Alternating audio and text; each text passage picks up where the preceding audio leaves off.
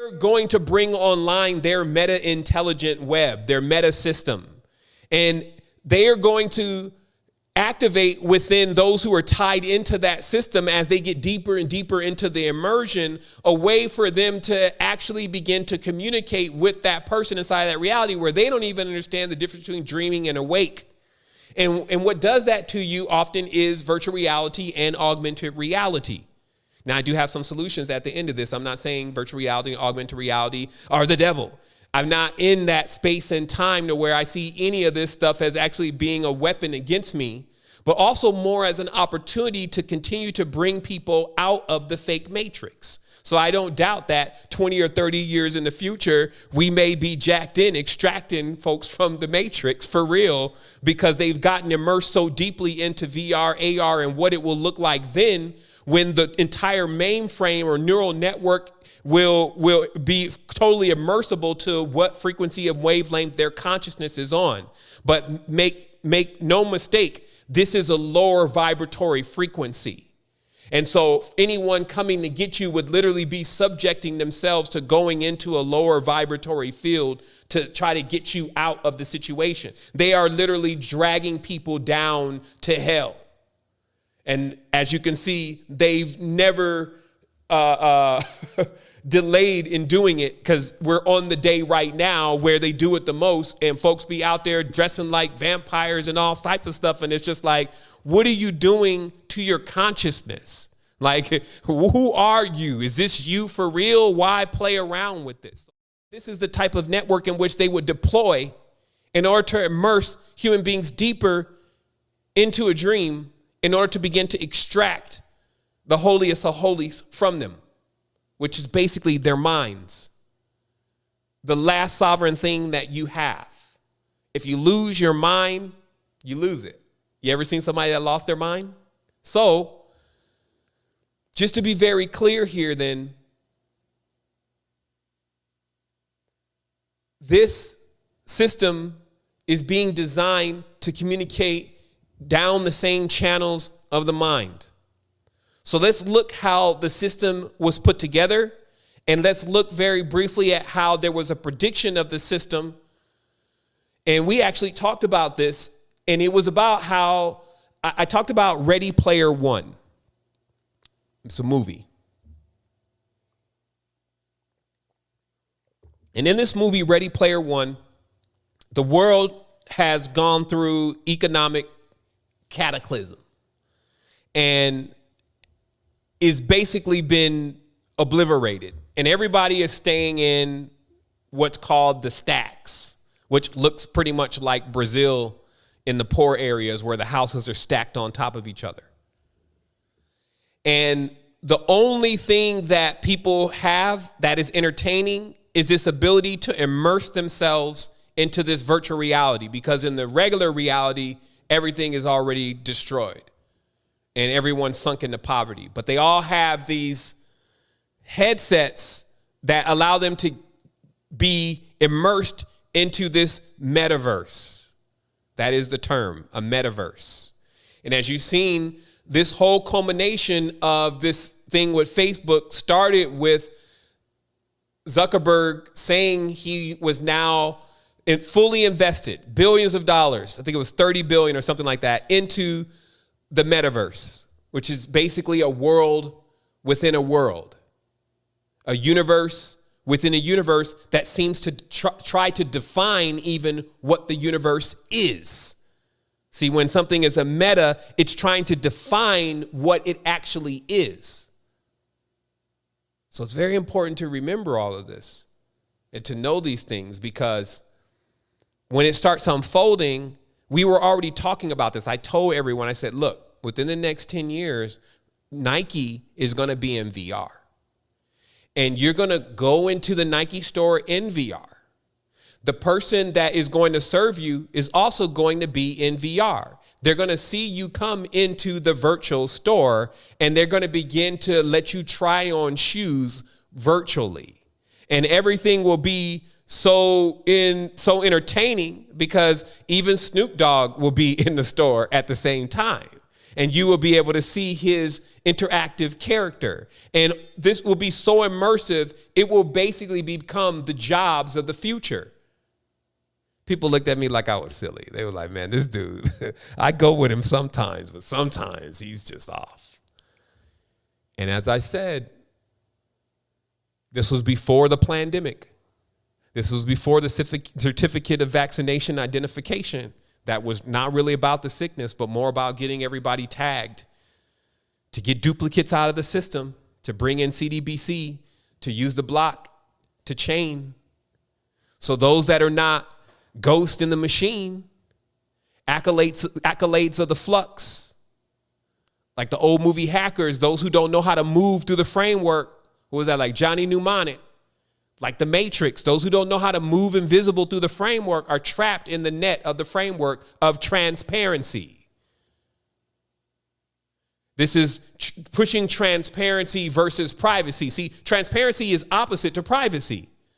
So the idea of transparency will become appealing. It's like, we need to know everything that you do, everything that you are. Let's all be real people. Let's get more transparency from our Democrats. Let's get more transparency from our Republicans, from our government. Everybody, let's be more transparent because we have the systems now to actually track everyone's data.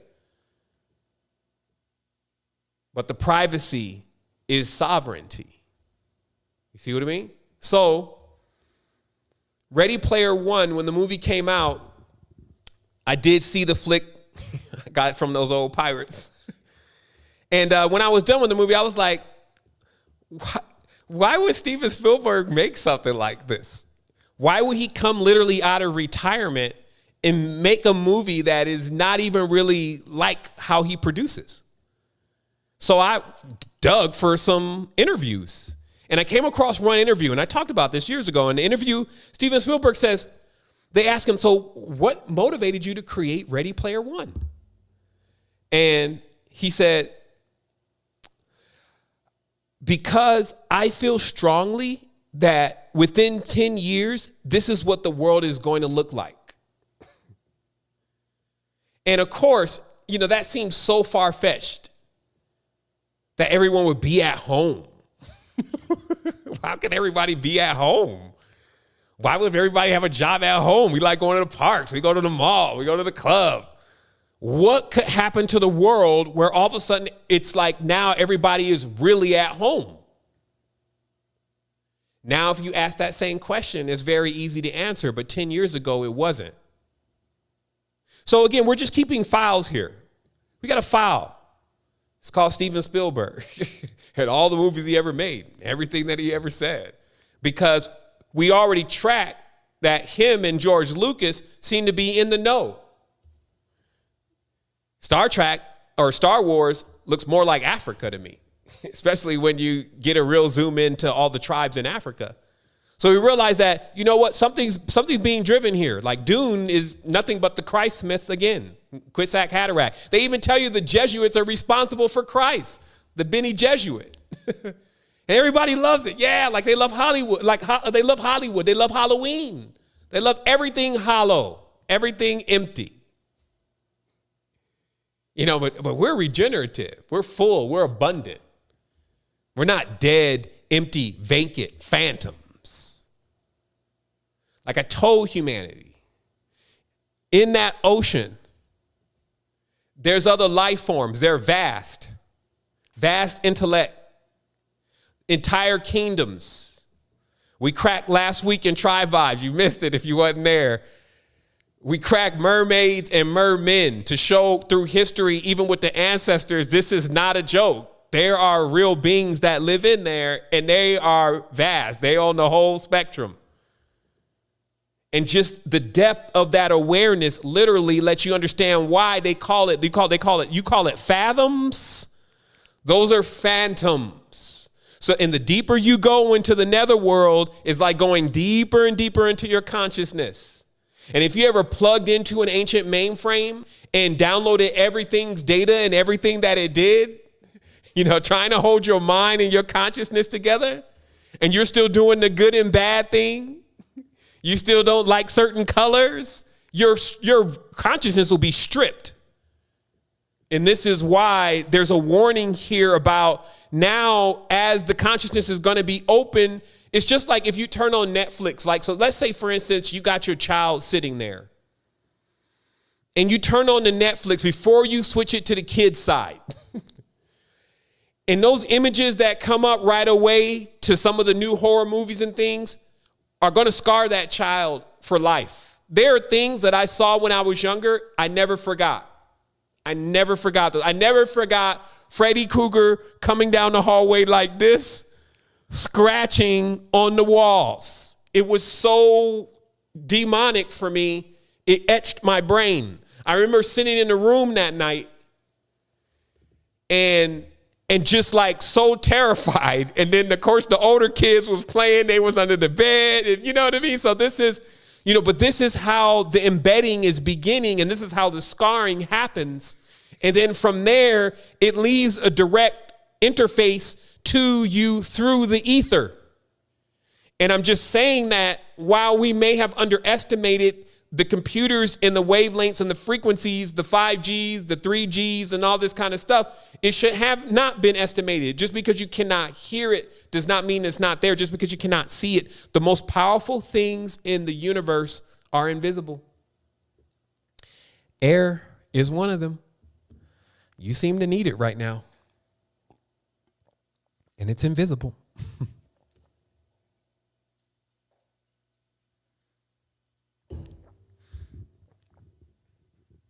So let's keep going.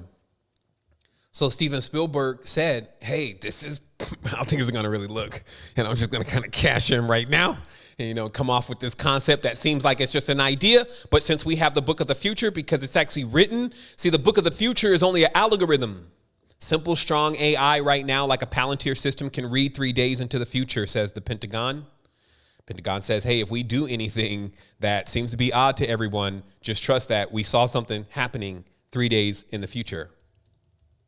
Let me show you.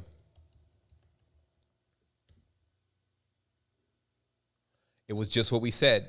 Before they even admitted it, I told you that because of the hash power of the blockchain and all those ASIC miners, and that mining is not just to mine Bitcoin, it's actually for the computations of AWAS or AI, which is actually trying to process all of the data of the entire world.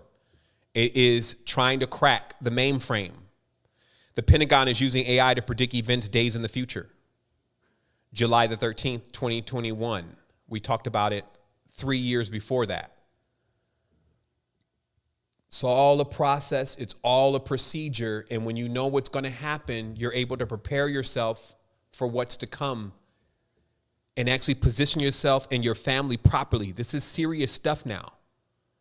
Like if you came in tonight, this is all entertaining. Welcome to the Waking Life session. But I'm telling you, this is so serious. If you're getting this information, something is looking out for you. Your ancestors are with you. I've been here for 12 years, explaining this step by step. Of course, I made my preparations. I'm not just sitting here talking about the blah, blah, blah. Umar Johnson, Sonetta, whoever I could talk about today. It's like, nah, sovereignty. What's up with this becoming a bank? What's up with this, with our own system? We deployed an entire social network. It did cost millions of dollars. It actually, somewhere pings out about 1.3 million. I think I end up spending, just because we knew we needed our own thing. Maybe at some point there'll be more people there using it. But we continue to go on. We like, okay, we need to know a universal system that is going to allow us to, that's going to compensate for our uniqueness. So we went to the ancient books, found genealogy, deployed it in 2021. So all this stuff, it's all culminating because eventually, when that right funding comes through and everything lines up, we're just going to do an app. And as all this stuff is still happening, we're already planning to head them all off at the pass. I just wanted to deliver you for one moment, what are solutions to all this? Because clearly you see all this stuff building itself up. We have to realize that this is child's play, though. We created all of these systems. That's what it means to be an originator. That's what it means to be an original. So while these folks think that they're creating something, they're creating a system, they got these plans for everybody. The resistance is playing something bigger. They're about to drop everybody right into the world that we already mastered. we're already gods of the metaverse. When they come into the metaverse, they're going to lose everybody there. But for a moment, they're going to think they have everyone. And that's just how it all plays out every single time, because this is not our first time being here. If you didn't really peep what's going on, hey, the words are backwards. So everything that you're dealing with, because you have a certain code in your mind, is actually opposite and going in the other direction until you choose to turn around and read the writing on the wall. We're already in and outside of time. It's in the dream. The dream is the space. There's a door there. Lucid dreaming. You can have anything that you want. But we're so fascinated with the external reality because the joker and the jester is constantly dancing in our face. And so this is about having the opportunity to see yourself. So let's keep digging in here.